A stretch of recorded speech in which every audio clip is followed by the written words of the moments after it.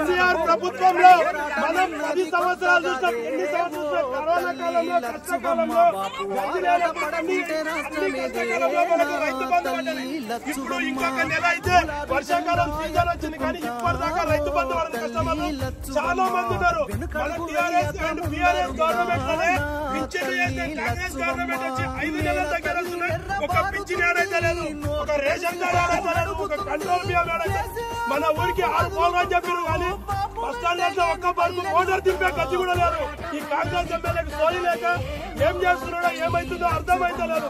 శ్రీనివాస్ గౌడ్ ఉంటే 1కి 2 సార్లు నెలలో 3 సార్లు వేపురికి వస్తుండే. ఎన్ఎం శ్రీనివాస్ రెడ్డి గారు గెలిచిన తర్వాత వేపురికి రావడమే మర్చిపోయాడు.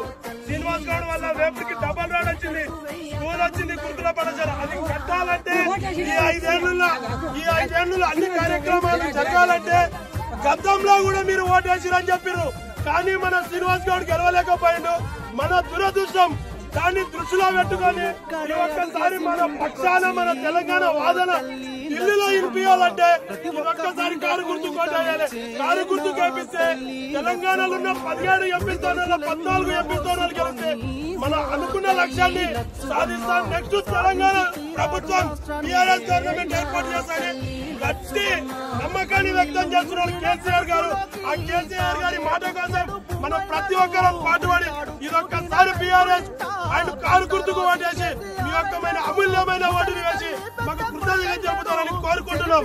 జై తెలంగాణ, జై జై తెలంగాణ, వర్ధిల్లాలి వర్ధిల్లాలి, జై జై తెలంగాణ, వర్ధిల్లాలి వర్ధిల్లాలి వర్ధిల్లాలి.